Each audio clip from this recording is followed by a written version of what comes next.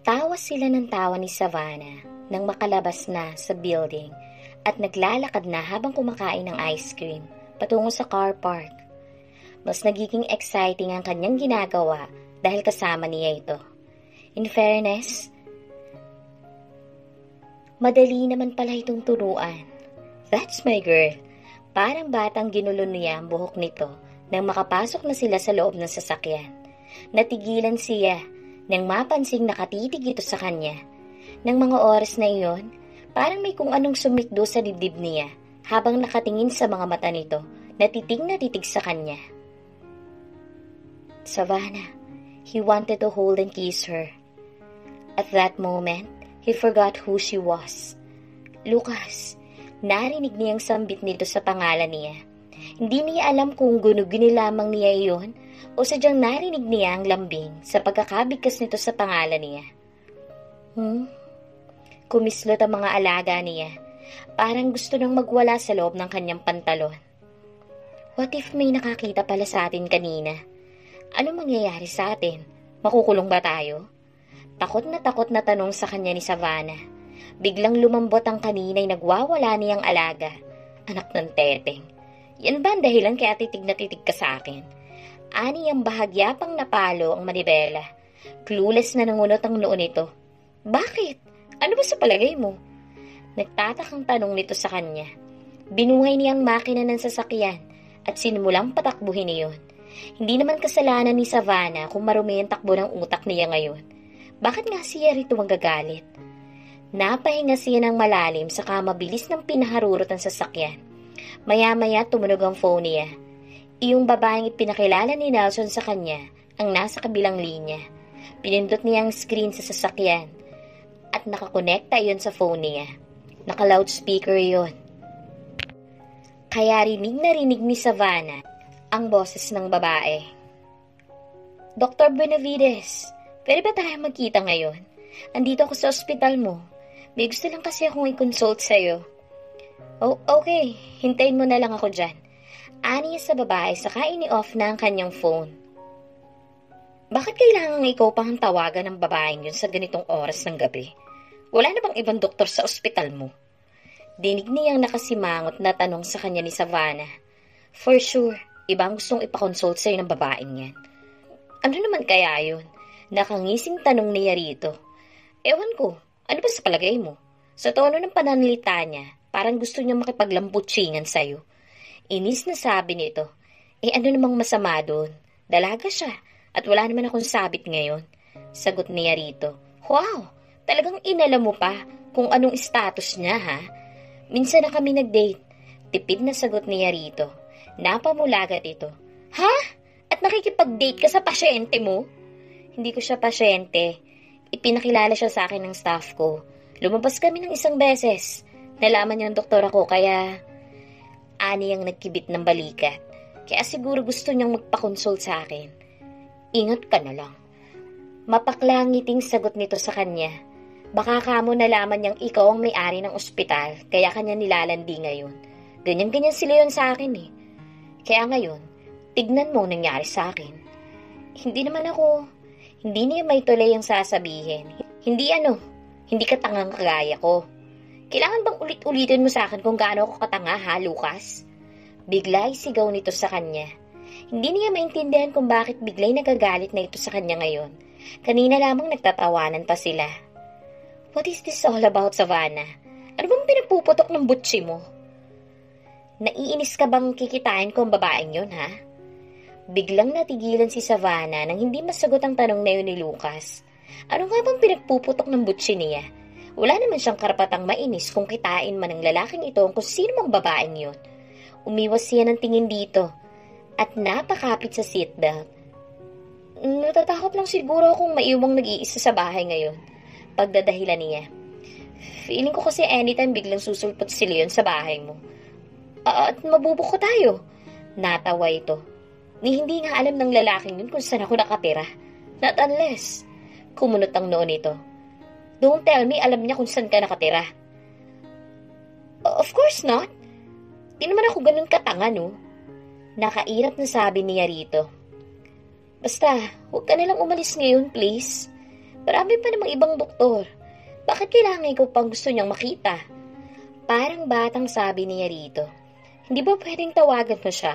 Sabihin mong di ka pwedeng umalis ngayon.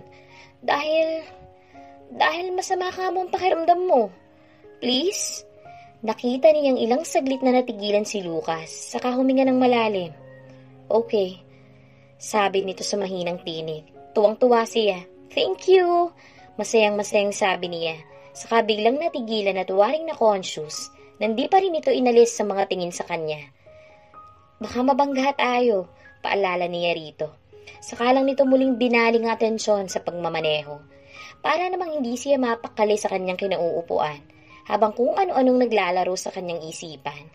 Aminado naman siyang physically attracted siya kay Lucas, at marahil ay may atraksyon na rin itong nararamdaman sa kanya. Hinulma nga siya sa napakagandang mukha ng dati nitong asawa, hindi ba? May lungkot sa mga matang napatingin siya sa binata. Attracted ito sa mukha ni Sarah, hindi sa kanya. Paalala ng utak niya sa kanyang sarili. Umayos siya ng upo at napayukom ang mga palad. She's very dispensable. Hindi nga ba't napakadali naman siyang dinispatcha ni Leon? Bigla na namang kumulo ang dugo niya nang maalala ang walang hiya niyang asawa.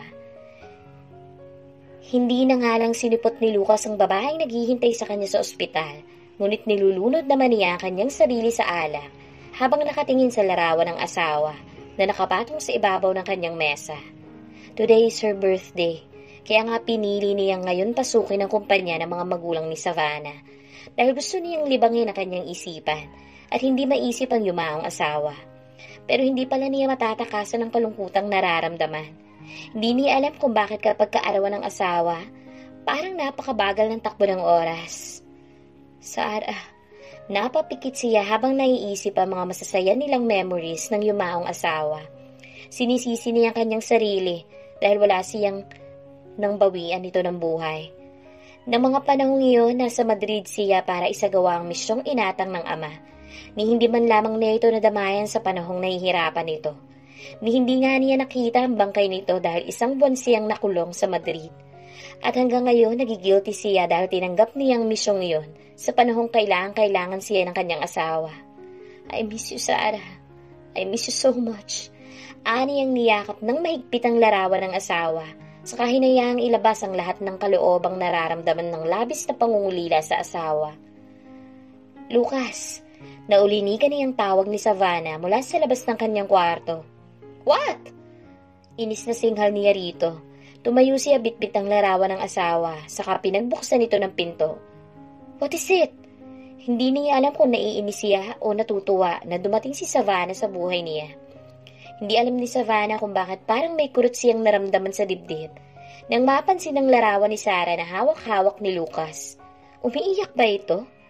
Ilang segundo yata siyang speechless. Huminga siya ng malalim at pilit na kinokompose ang sarili.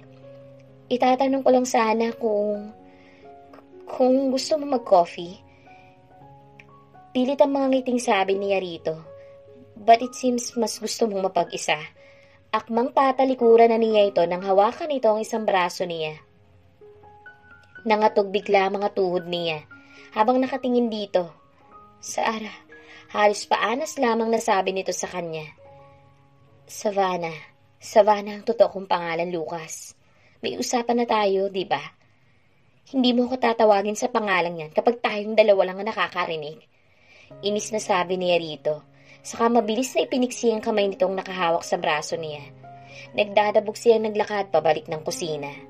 Hindi niya alam kung bakit ang sakit-sakit sa kanyang pakinggan tinatawag siya ni Lucas sa pangalan ng dati nitong asawa. May malaking event ang kabilang kumpanya. Ang Mondragon Corporation. Invited tayo sa event na yon. Sabi ni Lucas kay Savannah habang kumakain sila ng breakfast kinabukasan. Lian Sales Enterprise ba ang tinutukoy mo? Tanong niya sa lalaki. Tumango ito at nangunot ang noo niya. Pupuntahan natin ang teritoryo ng mortal na kaaway ni Papa? Nakataas ang isang kilay na tanong niya rito. Ayoko. Kinasusuklaman ko yung anak na bunso ni Mr. C. Ani ang sunod-sunod ang ginawang pag-iling. Iisang university na pinasukan nila ni Felicitas. Sa hindi niya malamang dahilan, napakainit ng dugo nito sa kanya. Siguro ay dahil mortal na magkaaway ang kanilang mga ama. Ngunit ano naman ang pakiniya kung magkaaway ang mga ito? Bakit siya makikisali sa away ng kanilang mga magulang? Ngunit isang araw, bigla na lamang siyang hinila sa loob ng banyo ni Felicitas at binugbog doon kasama mga kaibigan nito. Hindi pa nakontento ang mga ito. Pinadlock pa siya sa loob ng banyo. Hindi niya alam kung paano siya nakalabas sa loob noon. Basta nagising na lamang siya, nasa loob na siya ng ospital. Nasuspindi si Felicitas kasama ang kaibigan nito. Pagkatapos ng insidente ngayon, siya naman, pinasamahan na sa kanilang bodyguards nang dahil sa nangyari. Kaya naman buong college, wala siyang ginawa kundi ang takasan ng kanyang mga bodyguards. Simula noon, kinasusuklaman na niya si Felicitas.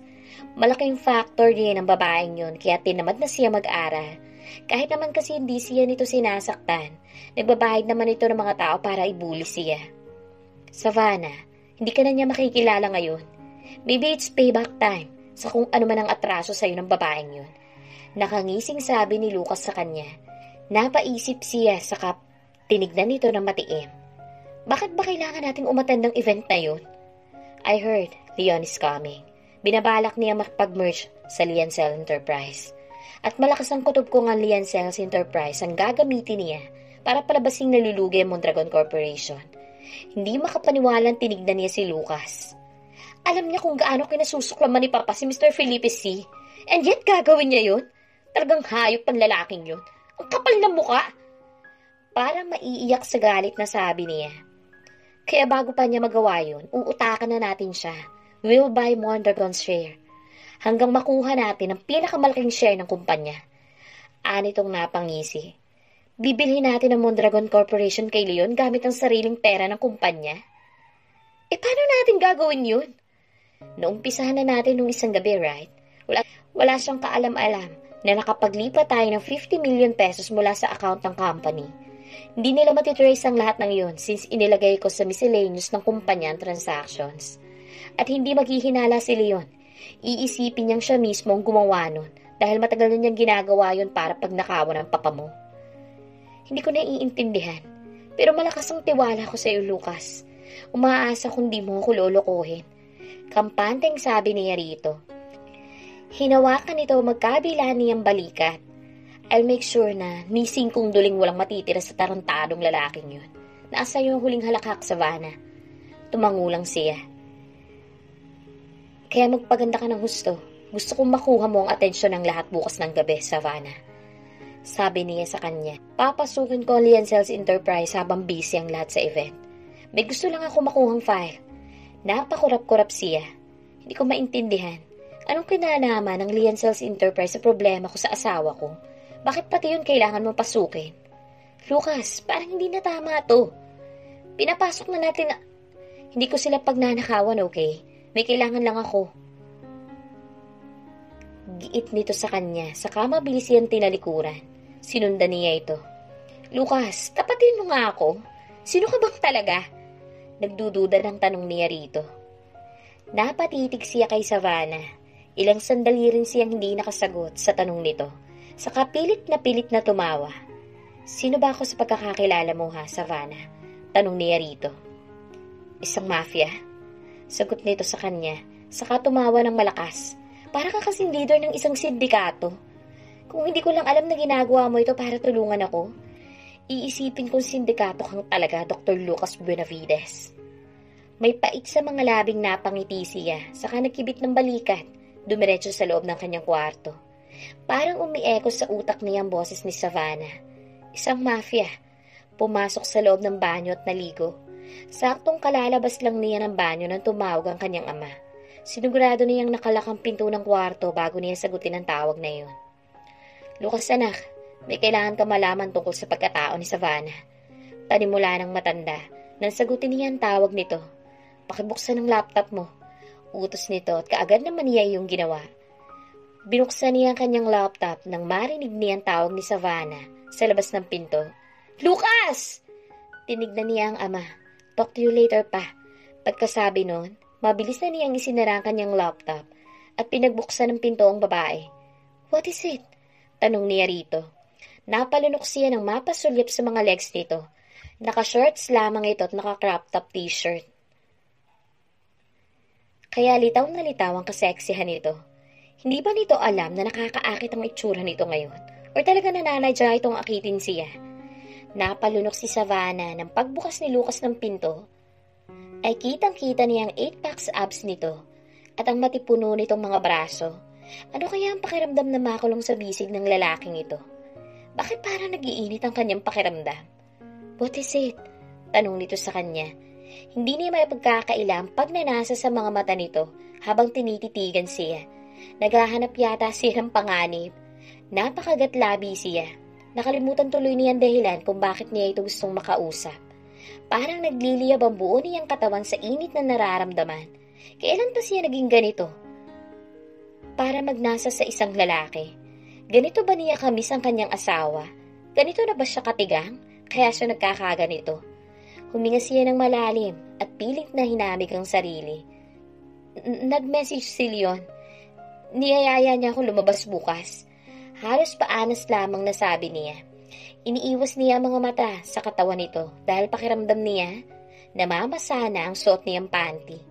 Nakakahiya talaga siya. Kailan pa siya naging ganito ka-pervert? Siguro dahil sa matagal na rin noong huli siyang masipingan ni Leon. At tao lang siya, may mga biological needs din naman. Nakibit-balikat si Lucas. It's up to you. Mukha namang atat na atat ka makipag-date sa kanya. Then go! Pagkasabi nun, mabilis na siya nitong pinagsarhan ng pinto. Naiwan siya nakasimangot sa harap ng pinto nito. Mukhang wala naman sa mood ang lalaking yun. Kung kanina pinagpapantasyahan niya ito, ngayon, biglang nawalan siya ng gana. Bumalik siya sa kanyang kwarto at natulog na. Maya-maya lang, mahimbing ng tulog niya at muling nagbalik ang patpating babae sa kanyang panaginip. Anak! Anang babae, hinawakan siya sa magkabilang balikat. Hindi mo na ba ako natatandaan, ha? Matiim na tanong nito sa kanya. Tinitigan niya ang babae. Hindi kita kilala. Huwag mo kong tawaging anak. Sigaw niya rito. Saka tinulak niya ito at malakas na tumakbo palayo.